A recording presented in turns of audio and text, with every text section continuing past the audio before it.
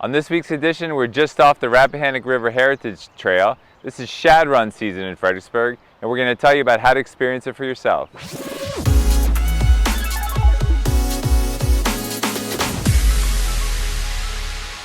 So today I'm with Mr. Woodie Walker, who is a longtime angler, conservationist, and now the owner of Rappahannock Adventures. And Woodie is here to tell us a little bit about the famous Shad Run. Here in Fredericksburg. So Woodie, first of all, thank you for joining us today. Thank you, Bill. Yeah. So you've got the Rappahannock River right behind us, and this is the season for the Shad Run. So tell us a little bit about the history of the Shad Run to start off with. But when we think about the Shad Run in the spring, what we're really talking about are two specific species, hickory shad and American shad. They're anadromous fishes. So they're coming up here. They're going to work their way up through the rocks, past the fall line, above the area of Mott's Run, up into that area, and they're going to find places to spawn. And after they lay their eggs, they're going to turn around and swim back to the bay. And they'll do that a few times until they get too old. So it's a real special time of year, and this is a fantastic place to experience it because there's so many fish. And then look at the scenery. And people have been experiencing it for hundreds of years, right? We were talking about George Washington's background with this. You know, you don't have to dig too far to understand how important these fish were. So the colonists, they utilized it. George Washington was famous for catching and selling shad. But even before that, think about our Native American communities, how important these fish were as a food source for them. The Native Americans from the Mannahoac tribe that were here when John Smith got here, they were fishing on that island. And the best time of year to experience it? Water temperatures have everything to do with it. The shad move up by mid-March, we're seeing fish here.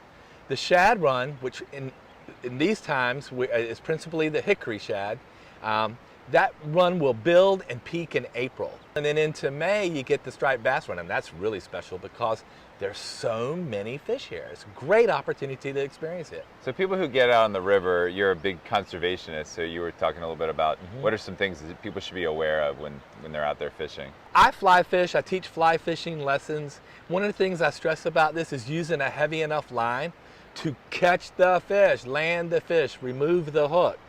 It's challenging to catch a fish on a lighter line, but sometimes that's kind of risky because here with this current, we break off a lot of fish, meaning the hook stays in the fish. And if an eagle or an osprey eats that hook or eats the lead that might be used in the tying of the fly, that's a bad thing. So avoid the lead, use a strong enough line. People should all do their part. I know there's been a lot of efforts recently to make sure that the Rappahannock River is as clean as can be, Friends of the Rappahannock, and so people should do their part to contribute toward that. Really simple things that you can do. Of course, pack it in, pack it out, leave no trace, those things. But anglers can do their part as well. And part of that is just avoiding the lead. Don't leave fish in line. So what are some of your favorite spots here on the Rappahannock in Fredericksburg where people should set out from? So fishermen, anglers are famous for not wanting to share that kind of information. I love this spot. This is Ficklin Island. It's publicly accessible. You have to be careful. There's a lot of current, a lot of rocks. Just downstream, you know, the opposite side, you have Falmouth Beach and the park there. Fantastic. It's public access. It's wadeable. So many fish. As the seasons change, there's other fish that move up and move through. So it's a year-round activity, really. And through your company, Rappahannock Adventures, you help people experience the river and learn more about the river. Right? Talk a little bit about the kinds of things that you offer. Yeah, Rappahannock Adventures is really a culmination of all the experiences I've had working with people like Bill Mix here, you know, the Virginia Outdoor Center. I was a longtime staff member at Friends of the Rappahannock. So I try to blend environmental education with things like history, understanding the story of how people got here and how we've affected the environment and vice versa, as well as, hey, I love to catch fish. Well, I did a lot of youth education. It's a great way to get people involved outdoors, and the more they're involved, the more they learn, the more they begin to see like, oh, I shouldn't probably leave that trash on the side of the river. People can find out more about your company through social media, is that right? Absolutely. We've got a Facebook page, we've got an Instagram account, and I have a website, rappadventure.com. I look forward to working with more people.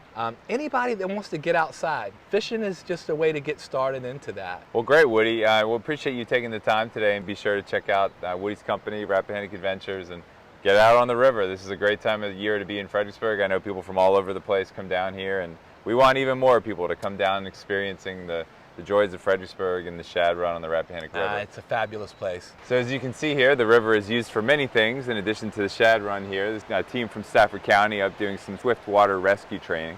All right, well, Woody, thank you for joining us. Thank you, Bill. Yeah, okay. All right, so that'll do it for this week's edition. We'll see you next week.